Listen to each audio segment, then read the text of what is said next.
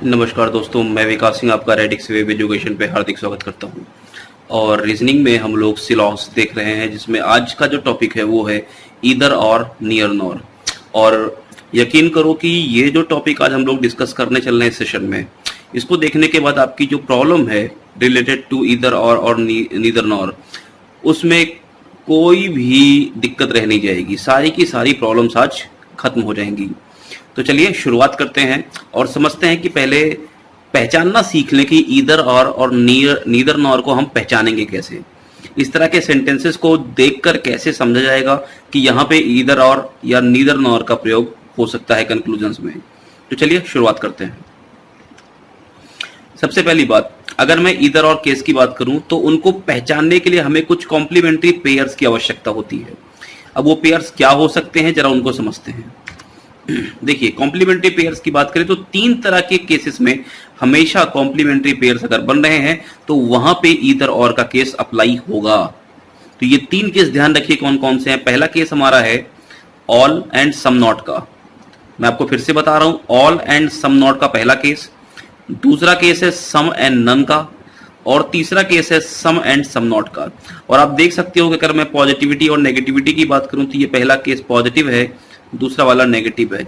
ऐसे some positive है तो नन नेगेटिव हो गया, और सम यहाँ पे अगर पॉजिटिव है तो सम नॉट यहाँ पे क्या हो गया, नेगेटिव। मतलब मैं ये बोल सकता हूं कि पॉजिटिव और नेगेटिव कंटेंट्स के मध्य ही ईदर और का केस अप्लाई होता है। मैं फिर से बोल रहा हूं, some, some not, some none, all and some not. ये तीन केस आपको ध्यान रखने, ये तीन कॉम्प्लीमेंट्री पेयर्स हैं जहां पे ईदर और का केस अप्लाई होगा। चलिए आगे देखते हैं। अब रूल्स क्या क्या कह सकते हैं इसके बारे में, उनको भी समझना है। ईदर और का केस अप्लाई होने के लिए हमारे कम से कम जो कंक्लूजन्स हैं वो 2 या 2 से अधिक होने चाहिए। यानी कंक्लूजन्स 2 या 2 से अधिक होने चाहिए, और वो कंक्लूजन्स जिनके बीच ईदर और लगना है वो हमेशा गलत होने चाहिए। यानी सही कंक्लूजन्स के बीच में कभी भी ईदर और नहीं लगता है। उसके लिए कंक्लूजन्स को रॉन्ग होना पड़ेगा। बात समझ आ रही है? तो पहला केस हमारा ये दिखाता है कि अगर कंक्लूजन्स हैं तो पहली बात तो कंक्लूजन्स 2 या 2 से अधिक होने चाहिए, और दूसरी बात ये कि जो भी कंक्लूजन्स हैं वो रॉन्ग होने चाहिए, तभी उन दोनों कंक्लूजन्स के मध्य ईदर और का केस अप्लाई होगा। आगे, कंक्लूजन्स मस्ट हैव सेम या interchange subject predicate. Subject predicate मैंने आपको बता रखा क्या होता है। तो जो कंक्लूजन्स हैं उनके सब्जेक्ट प्रेडिकेट सेम होने चाहिए। जैसे मैं इस तरह से लिख सकता हूं, अगर मैं कंक्लूजन की बात करूं तो मैं मान लो लिख दिया यहां पे ऑल एक्स आर वाई, या मैं ऐसे लिख दूं सम एक्स आर नॉट वाई। तो आपको ध्यान रखना है, पहले तो ये एक्स और वाई सब्जेक्ट प्रेडिकेट हैं, यहां भी एक्स और वाई सब्जेक्ट प्रेडिकेट हैं। अगर ऐसा है तो यहां पे ईदर और का केस अप्लाई हो सकता है।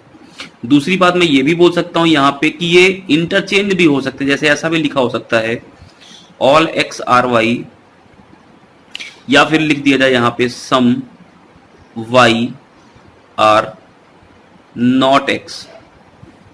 यानी कि सब्जेक्ट देखिए यहां पे आ गया प्रेडिकेट की जगह पे, और प्रेडिकेट सब्जेक्ट की जगह पे आ गया। ऐसा केस होगा तो भी हमारा ये ईदर और अप्लाई होगा वहां पे। मैंने आपको पहले 3 कॉम्प्लीमेंट्री केसेस बताए, कौन कौन से। ऑल का, सम नॉट का, ये पहला केस हो गया। दूसरा केस सम और नन का हो गया। तीसरा case some and some not का। मेरे साथ बोलिए, all and some not, all and some not, some and none, some and some not. फिर से बोलो, all and some not, some and none, some and some not. ये 3 case जहां भी अप्लाई होंगे कॉम्प्लीमेंट्री पेयर्स के रूप में, वहां पे ईदर और होगा। क्लियर? इसके अलावा और कहीं ईदर और नहीं बनेगा, इस बात को नोट कर लो अच्छे से। यानी ईदर और देखने के लिए आपको देखना पड़ेगा कि यहाँ पे क्या है, कंक्लूजन में ऑल है और यहाँ पे क्या है, सम नॉट है। यानी ईदर और बन सकता है। क्लियर है? दूसरा, यहाँ पे जो सब्जेक्ट प्रेडिकेट हैं उनके स्थान सेम भी हो सकते हैं और इंटरचेंज भी हो सकते हैं। जैसे पहले वाले केस में स्थान कैसे हैं, सेम है, लेकिन दूसरे वाले केस में स्थान कैसे हैं, इंटरचेंज हैं। बात क्लियर है इतनी बात? चलिए, conclusions must have complementary pairs. सीधी सी बात है, बिना कॉम्प्लीमेंट्री पेयर्स के हमारा कंक्लूजन ईदर और के केस में अप्लाई नहीं होगा। तो क्या क्या मैंने आपको बताया यहाँ पे 3 चीजें, फिर से उसको जरा समझ लीजिए। पहली बात तो कंक्लूजन्स जो होने चाहिए वो 2 और मोर देन 2, 2 या 2 से अधिक कंक्लूजन्स होने चाहिए। दूसरी बात, दोनों कंक्लूजन्स या दो जो हैं 2 या 2 से अधिक कंक्लूजन्स, वो कैसे होने चाहिए, रॉन्ग होने चाहिए, यानी कि रॉन्ग कंक्लूजन्स के मध्य ही ईदर और अप्लाई होगा। और तीसरी बात, कंक्लूजन्स में जो ईदर और वो सब्जेक्ट प्रेडिकेट हैं वो सेम भी हो सकते हैं और वो इंटरचेंज भी हो सकते हैं अपने स्थान से। बात क्लियर है? तो 3 केस कौन कौन से हमारे, पहला ऑल एंड सम नॉट का, दूसरा सम एंड नन का, तीसरा सम एंड सम नॉट का। और मैंने आपको बताया कि एक पॉजिटिव तो दूसरा नेगेटिव है। क्लियर? चलिए, तो ईदर और के केस का ये स्क्रीनशॉट लीजिए और अपने पास रखिए, बड़ा इंपॉर्टेंट है। अब मैं बात करने वाला हूं नीदर नॉर की। तो इसके केस क्या क्या हो सकते हैं इसको भी जरा देखिए, 3 केस इसमें भी हैं। इनके मैं कॉम्प्लीमेंट्री पेयर्स की बात करूं तो देखिए, पहला क्या है, ऑल एंड सम नॉट। ये आपने अभी पहले वाले केस में देखा था, देखिए ऑल एंड सम नॉट देखा था। अब मैं यहां पे एक बात आपको बता रहा हूं, जरा ध्यान रखिएगा। ऑल एंड सम नॉट के केस में जो सब्जेक्ट प्रेडिकेट हैं वो इंटरचेंज अगर हैं, मैंने पिछले केस में क्या बताया था, सब्जेक्ट प्रेडिकेट इंटरचेंज हो सकते हैं, सेम हो सकते हैं। लेकिन जो पहला केस मैंने आपको बताया था ऑल एंड सम नॉट का, इस केस में अगर सब्जेक्ट प्रेडिकेट इंटरचेंज है, केवल यही केस, अगर सब्जेक्ट प्रेडिकेट इंटरचेंज है तो वहां पे नीदर नॉर आ जाएगा, ना कि ईदर और। यानी जो पहला केस मैंने आपको वहां पे क्या बताया था, ऑल और सम नॉट का केस बताया था, इसमें ये कॉम्प्लीमेंट्री पेयर्स हैं, इसमें ईदर और लगेगा। लेकिन अगर सब्जेक्ट प्रेडिकेट इंटरचेंज हो गए तो ईदर और नहीं लगेगा, नीदर नॉर लग जाएगा। जैसे मान लो अगर मैं यहां पे एक कंक्लूजन लिखूं, ऑल एक्स आर वाई, और दूसरा कंक्लूजन मैं यहां पे लिखूं सम एक्स आर नॉट वाई, तो देखो ये क्या है, ये ऑल और सम नॉट का केस है। यहां पे सब्जेक्ट सब्जेक्ट प्रेडिकेट प्रेडिकेट अपने स्थान पर है, इंटरचेंज नहीं है। तो ये केस किसका हुआ, ये केस ईदर और का हुआ। लेकिन अगर इसी को मैं ऐसे लिख देता, पहला कंक्लूजन मैं लिख देता ऑल एक्स आर वाई, और दूसरा केस में यहां पे लिख देता सम वाई आर नॉट एक्स। अब देखो ये इंटरचेंज हो गए सब्जेक्ट प्रेडिकेट, और ऑल और सम नॉट का केस है, ऑल एंड सम नॉट का, और सब्जेक्ट और प्रेडिकेट इंटरचेंज है, तो ये केस किसका हो जाएगा, नीदर नॉर का। क्लियर है बात? दूसरा ऑल एंड सम, वहां पे क्या देखा था, सम एंड नन, यहां पे क्या है, ऑल एंड नन है। और तीसरा केस यहां पे क्या है, सम और सम का भी केस हो सकता है। लेकिन यहां पे जो सब्जेक्ट प्रेडिकेट है वो कैसे हो जाएंगे, इंटरचेंज हो जाएंगे। बातें समझ में आ रही हैं? चलिए अब मैं क्वेश्चंस की तरफ चलता हूं, आप इन दोनों का स्क्रीनशॉट ले लो और फिर आप एक एक क्वेश्चन को मेरे साथ टैकल करो। चलो पहला क्वेश्चन क्या कह रहा है, सम फैंस आर बल्ब्स, ये पहला स्टेटमेंट है। दूसरा स्टेटमेंट क्या कह रहा है, ऑल ट्यूब्स आर बल्ब्स। बात क्लियर है? अब मुझे इतना बताओ दोनों में कॉमन टर्म्स क्या हैं, बल्ब हैं। तो अगर मैं नंबरिंग कर दूं यहां पे, तो ये सम के केस में 50-50 होता है, ये 50 ये 50। ऑल के केस में 100-50 होता है, ये 100 और ये 50। और मैंने आपको बता रखा था कि अगर 50-50 कॉमन टर्म में है, कैसे हैं, 50-50 कॉमन टर्म्स में है, तो जो बचे हुए हैं फैंस और ट्यूब्स, इनके बीच में कोई भी संबंध नहीं बनेगा, नो रिलेशन। यानी अगर इनके बीच में कोई भी रिलेशन दिया है तो वो कैसा है, गलत होगा। ये बता रखा है मैंने आपको। तो आप बताओ, बल्ब्स कॉमन टर्म्स में है और इन दोनों के 50-50 हैं वैल्यूज। अगर दोनों की 50-50 वैल्यूज हैं तो फैंस और ट्यूब्स के बीच में कोई भी रिलेशन स्टैब्लिश नहीं होगा। तो लेकिन यहां पे देखो पहले वाले कंक्लूजन में क्या लिखा है, फैंस ट्यूब्स के बीच में रिलेशन है, मतलब ये गलत है। दूसरे में क्या लिखा है, फैंस ट्यूब्स के बीच में रिलेशन है, मतलब ये गलत है। भाई सीधी सी बात है, अगर कॉमन टर्म्स में 50 है तो रिलेशन बनेगा ही नहीं। रिलेशन कब बनता है, जबकि कॉमन टर्म्स में या तो दोनों पे 50 हो, दोनों पे 100 हो, या किसी एक पे 100 हो, तभी तो कॉमन टर्म बनता है और तभी रिलेशन बनता है। लेकिन यहां पे क्या है, यहां पे तो कॉमन टर्म में 50 दे रखा है दोनों पे, इसका मतलब रिलेशन ही नहीं बनेगा, और रिलेशन नहीं बनेगा तो ये दोनों स्टेटमेंट कैसे हैं, ये दोनों कंक्लूजन कैसे हैं, रॉन्ग हैं। अब मैंने आपको बताया था कि ईदर और का केस कब बनता है, जब दो या दो से अधिक कंक्लूजन्स हो और दोनों कैसे हो, रॉन्ग हो, तभी तो ईदर और बनता है। दोनों रॉन्ग हैं, ईदर और बन सकता है। आओ अपने टर्म्स की बात करते हैं। सम और नन, क्या ये दूसरा वाला कॉम्प्लीमेंट्री पेयर है कि नहीं है सम और नन का? और अगर सम और नन का कॉम्प्लीमेंट्री पेयर है, अब बताओ, fans fans, subject subject, predicate predicate, interchange भी नहीं है, सेम है, इसका मतलब इन दोनों के केस में क्या होगा, ईदर और का केस होगा। बोलो बात समझ में आ रही है? डायरेक्ट देख के आंसर कर सकते हो, कुछ नहीं, केवल मैंने आपको जो स्टार्टिंग के 3 पॉइंट्स बताए हैं उनको ध्यान रखना है आपको। मैंने फिर से यहां पे लिख देना है, एक बार जरा समझ लेना। मैंने क्या लिखा, ऑल और सम नॉट, ये पहला केस बताया। लेकिन इस केस में मैंने आपको ये बताया कि अगर सब्जेक्ट और प्रेडिकेट सेम है तब क्या लगेगा, ईदर और लगेगा। लेकिन अगर सब्जेक्ट और प्रेडिकेट इंटरचेंज हो गए तो क्या लग जाएगा, नीदर नॉर लग जाएगा। बोलो बात समझ में आ रही है? ये दोनों बताया था मैंने आपको। तो यहां पे दूसरा केस अगर मैं लिखूं तो क्या लिखा था मैंने, सम और नन का केस लिखा था। सब्जेक्ट प्रेडिकेट सेम भी हो सकते हैं, इंटरचेंज भी हो सकते हैं, कोई फर्क नहीं पड़ने वाला, ईदर और ही लगेगा। तीसरा मैंने आपको क्या बताया था, सम का और सम नॉट का बताया था। बोलो, ये 3 चीजें बताई थी, ये 3 कॉम्प्लीमेंट्री पेयर्स कभी भी भूलना मत। चलो आगे क्वेश्चन पे चलते हैं। देखो क्वेश्चन क्या है, सम फैंस, मैंने स्टेटमेंट सेम रखा है, मैंने उनके कंक्लूजन्स को बदल के आपको दिखाने की कोशिश की है। अब देखो यहां पे फिर से अगर मैं वैल्यू की बात करूं तो ये सम के साथ 50-50 आएगा, ऑल के साथ 150 आता है। कॉमन टर्म्स में क्या है, बल्ब है, दोनों में कितना है, 50 है। क्या रिलेशन बनेगा, नहीं बनेगा, यानी फैन और ट्यूब के बीच में कोई रिलेशन नहीं, दोनों गलत कंक्लूजन्स। क्यों? क्योंकि यहां पे फैन और ट्यूब के बीच में रिलेशन दिखाया है। अब बताओ, अगर दोनों गलत हैं तो एक चांस हमारा बन गया कि ये कैसा होगा, ये हमारा कॉम्प्लीमेंट्री पेयर का पार्ट है। अगर कॉम्प्लीमेंट्री पेयर का पार्ट है तो क्या क्या जरा देखते हैं, सम का और नन का सेकंड वाला कॉम्प्लीमेंट्री पेयर है। अब बताओ, fan fans, tube tube, interchange है, और दूसरा वाला है ये सम का और नन का, इसमें इंटरचेंज हो सेम हो कोई फर्क नहीं पड़ता। ये केस कैसा है, ईदर और का केस है। बोलो बात समझ में आ रही है? चलो आगे, दोनों स्क्रीनशॉट ले लो, ईदर और का, नीदर नॉर का, मैं फिर से बोल रहा हूं। अब बताओ, यहां पे फिर से मैं बोल सकता हूं ये 50-50 होगा। 50-50 इसका मतलब फैन और ट्यूब के बीच में कोई रिलेशन नहीं है, मतलब दोनों गलत हैं। दोनों गलत हैं तो बताओ, सम का और सम नॉट का केस है, तीसरा वाला केस है। चाहे सब्जेक्ट प्रेडिकेट सेम हो, चाहे इंटरचेंज हो, रिलेशन बनेगा। और कैसा रिलेशन बनेगा, ईदर और का बनेगा। भाई fan fan, tube tube, interchange है तो क्या फर्क पड़ता है। इंटरचेंज केवल ऑल और सम नॉट के केस में नहीं होना चाहिए बस, बाकी इंटरचेंज हो सकते हैं। अगला देखो, फिर से वही बात है, बल्ब के ऊपर क्या है भाई साहब, 50 है।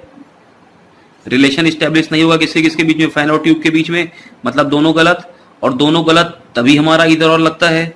अब बताओ, ऑल और सम नॉट का केस है, इंटरचेंज नहीं है, fans tubes, fans fans, tubes tubes, यानी ये सब्जेक्ट और ये प्रेडिकेट अपनी जगह पे सेम है। और जब पहले वाला केस में ऑल का और सम नॉट का केस होता है और सब्जेक्ट सब्जेक्ट की जगह पे, प्रेडिकेट प्रेडिकेट की जगह पे होता है, तो वहां पे ईदर और का केस अप्लाई होगा। समझ में आ रही बात? देखकर आंसर कर सकते हो, कुछ करने की जरूरत नहीं आगे। यहां देखो, some fans are bulbs, all tubes are bulbs, bulbs common है, 50-50 हुआ, रिलेशन नहीं बनेगा फैंस और ट्यूब्स के बीच में, दोनों गलत। लेकिन अब देखना जरा एक बात, ऑल और सम नॉट का केस है, ऑल एंड सम नॉट का केस है, यानी पहला केस है। पहले केस में देखो, फैंस यहां आ गया, इंटरचेंज हो गया, ट्यूब्स यहां आ गया, इंटरचेंज हो गया। अगर इंटरचेंज है और इंटरचेंज होने पे क्या लगता है, नीदर नॉर लगता है, ना कि ईदर और। तो यहां पे क्या लगेगा, नीदर नॉर का केस लगेगा, यानी neither one nor two conclusion follows, ऐसे करके लिखा होगा। ना तो निष्कर्ष 1 ना ही निष्कर्ष 2 फॉलो करता है। अगला देखो, सम फैंस आर बल्ब्स, फिर से वही बात करें, बल्ब्स के ऊपर कितना है 50-50, ऑल और नन। ऑल और नन का केस कहीं बताया मैंने आपको 3 केस बताए, ऑल का और सम नॉट का। दूसरा मैंने आपको क्या बताया, दूसरा मैंने आपको बताया सम का और नन का बताया, और तीसरा बताया सम का और सम नॉट का। यही 3 केस तो बताए भाई। ऑल का और नन का कोई केस बताया नहीं बताया। पहले तो ये बताओ ये दोनों स्टेटमेंट गलत हैं, और अगर ऑल का ईदर और का केस नहीं है, दोनों स्टेटमेंट गलत है, तो क्या लग जाएगा, नीदर नॉर लगेगा कि नहीं लगेगा भाई, ना तो 1 ना तो 2। समझ में आ रही बात भाई? चलो आगे बढ़ते हैं। अब बताओ यहाँ पे फिर से बल्ब बल्ब कॉमन है और दोनों पे 50-50 है, इसका मतलब रिलेशन फैन और ट्यूब के बीच में नहीं बनेगा। और कॉम्प्लीमेंट्री पेयर्स की बात करें, बताओ यहाँ पे सम है और यहाँ पे क्या है, सम है। क्या सम और सम के बीच में कभी भी रिलेशन बनेगा? ईदर और का नहीं बनेगा। जहां ईदर और का रिलेशन नहीं बनेगा, जहां दोनों स्टेटमेंट गलत हैं, इसका मतलब ये नीदर नॉर का केस है। सीधी सी बात है भाई। नीदर नॉर का मतलब क्या, ना तो पहला वाला ना दूसरा वाला, यही तो नीदर नॉर होता है। तो दोनों गलत है, इसलिए मतलब यहां पे क्या हो गया, नीदर नॉर हो गया। बात समझ में आ रही भाई? दोनों स्टेटमेंट गलत हैं, दोनों कंक्लूजन गलत हैं, ईदर और है नहीं, तो बचा क्या फिर, ना तो पहला सही ना दूसरा सही, नीदर नॉर ही तो हुआ। तो नीदर नॉर कोई एक तरह से केस नहीं है, उसको आपको बहुत समझने की जरूरत नहीं है, लेकिन ईदर और को समझना पड़ेगा आपको। चलो देखो, अगले स्टेटमेंट की अगर मैं बात करूं तो यहाँ पे 2 स्टेटमेंट्स दिए हैं। क्या, नन फैंस आर ट्यूब्स और सम ट्यूब्स आर नॉट बल्ब्स। पहले तो आप मुझे ये बताओ, ये दोनों स्टेटमेंट खुद में कैसे हैं? ये नेगेटिव है, दूसरा वाला भी नेगेटिव है, दोनों नेगेटिव हैं। पहली बात, 2 नेगेटिव स्टेटमेंट में नन का जो केस होता है ये कितना होता है, ये 100 होता है, और सम नॉट में ये होता है 50 और ये होता है 100। बोलो आपको इतनी बात तो समझ में आ रही है? अब ये मेरे पास 5 कंक्लूजन हैं, तो पहले जरा ये देखो, पहला कंक्लूजन क्या है, some fan and tube. Fan tube के बीच में रिलेशन है, और कहां से निकला है, केवल पहले वाले स्टेटमेंट से निकला है। इतना तो क्लियर है भाई? अगर पहले स्टेटमेंट से निकला है तो डायरेक्ट रिजल्ट है ना हमारा ये। तो बताओ, फैन और ट्यूब दोनों ही 100 हैं, इसका मतलब सम नॉट का केस 100 से, भाई हमें तो 100 को चेक ही नहीं करना होता है। इसका मतलब फैन और ट्यूब के बीच में जो भी रिलेशन जहां भी लिखा होगा सब सही है, तो पहला सही है।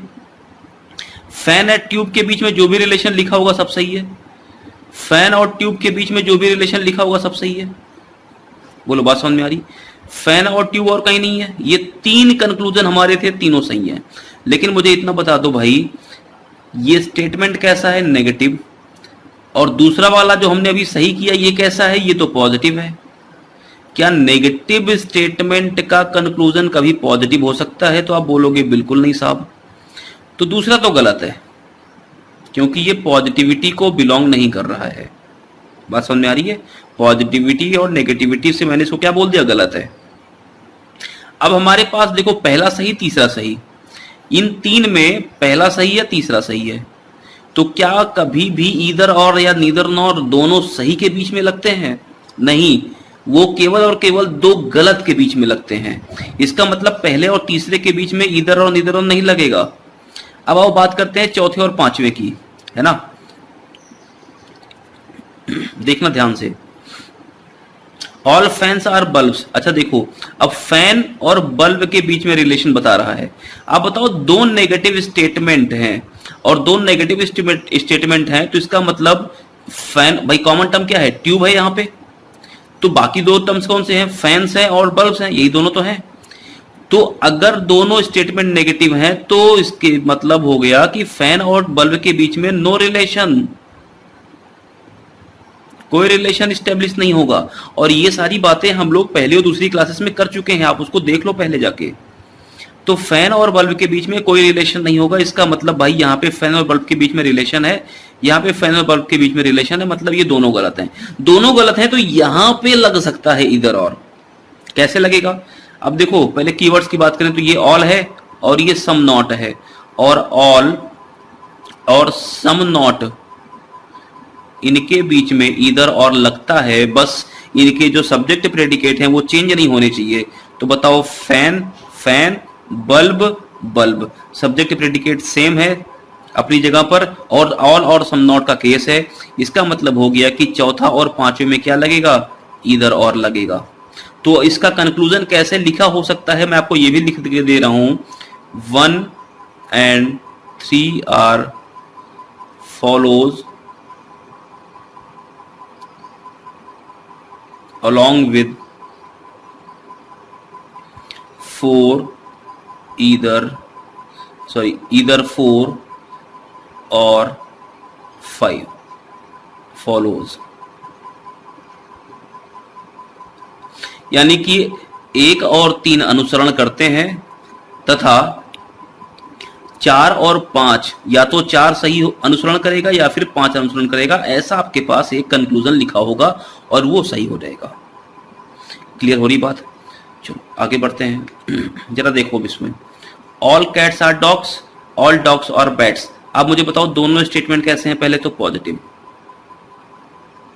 पॉजिटिव स्टेटमेंट्स का कंक्लूजन कैसा होगा, पॉजिटिव होगा। All cats are bats positive है, some bats are not cat गलत है, some cats are dog positive है, all bats are cats positive है। पहले तो ये मेरा दूसरा गलत हो गया। अब मुझे बाकियों को चेक करना है। आप बताओ यहां पे ऑल का केस क्या होता है, 150 का होता है, और ये भी कितना हो जाएगा, 100 का 50 का। कॉमन टर्म क्या है, डॉग्स, ये कॉमन टर्म में है, और ये देखो 100 है एक में, इसका मतलब कि कैट का और बैट का रिलेशन बनेगा। अब आओ इन तीनों में चेक करते हैं। अब बताओ ऑल कैट्स आर बैट्स, तो कैट का कितना हो जाएगा, 100। अच्छा कैट को तो मुझे चेक ही नहीं करना है क्योंकि कैट तो खुद ही 100 है, तो जहां जहां पे कैट है वहां चेक नहीं करना है, तो मुझे किसको चेक करना, केवल बैट को चेक करना है। तो बताओ बैट पहले वाले केस में ये कैसा है, सही है, क्योंकि भाई बैट यहाँ पे कितना हो जाएगा 50, और 50 में से 50 खर्च कर रहा है। तीसरे में देखो ये कैट कितना है, कैट कितना हो जाएगा, कैट को तो चेक ही नहीं करना। डॉग्स की बात करें तो पहले स्टेटमेंट से तीसरा स्टेटमेंट डायरेक्ट लिखा गया है। अब बताओ ऑल के केस में क्या सम हमेशा ट्रू होता है, यानी तीसरा सही है। चौथे की बात करें, all bats are cats, bats all के साथ कितना हो जाएगा, 100। इसका मतलब ये चौथा गलत है, क्योंकि भाई बैट कितना है, 50 है, और यहाँ पे कितना है, 100 है, तो ये फॉलो नहीं कर सकता। इसका मतलब भाई दूसरा गलत है, चौथा गलत है। अगर दूसरा चौथा गलत है तो इनके बीच में इधर और लग सकता है, उसको हमें चेक करना पड़ेगा, क्योंकि दो गलत के बीच में ही लगता है भाई। तो पहला तो सही है। अब दूसरे और चौथे की बात कर रहे हैं। आप बताओ ऑल और सम नॉट का केस है, ऑल एंड सम नॉट का केस है। ऑल एंड सम नॉट के केस में अगर सब्जेक्ट प्रेडिकेट सही है अपनी अपनी जगह पर, यानी इंटरचेंज नहीं है, तो इधर और लग जाएगा। अब बताओ बैट सब्जेक्ट हो गया, कैट प्रेडिकेट हो गया। इसका मतलब ये इधर और का केस है, और अगर इधर और का केस है तो सीधी सी बात है भाई, क्या लिखेंगे हम यहाँ पे, पहला सही एंड इधर 2 और 4 फॉलोज। बात समझ में आ रही है भाई? तो आप ये सारी चीजों को जरा एक बार ध्यान से देखो, और इन पे हम लोग अब पूरे तगड़े लेवल पे क्वेश्चन करेंगे, क्योंकि अब कुछ कीवर्ड्स बचे हैं, जैसे फ्यू हो गया, अ फ्यू हो गया, परसेंट हो गए, एटलीस्ट हो गया। इन सब पे हमें क्वेश्चंस और करने हैं, और उनको हम एक कंसेप्ट में और समझेंगे। पहले आप इधर और नीदर नॉर का केस समझ लो अच्छे से, इस वीडियो को 1-2 बार देख लो ताकि ये चीजें क्लियर हों। और ये जो वैल्यूज हमने ली हैं, इन वैल्यूज को समझने के लिए आप पहले पहली और दूसरी क्लासेस को देख लो, क्योंकि वहीं से आपको ये वैल्यूज 150 समझ में आ जाएंगी कंसेप्चुअली। क्लियर है? तो चलिए आज के लिए इतना रखते हैं, फिर मिलते हैं अपने नए वीडियो में। पहले कुछ क्वेश्चंस करेंगे इस पर, ताकि मैं आपकी इन सारी चीजों पे जो एग्जाम के क्वेश्चंस उस पर प्रैक्टिस करवा दूं। उसके बाद हम लोग फ्यू इस चौथे कंसेप्ट पे चलेंगे। तो आज के लिए इतना ही, धन्यवाद।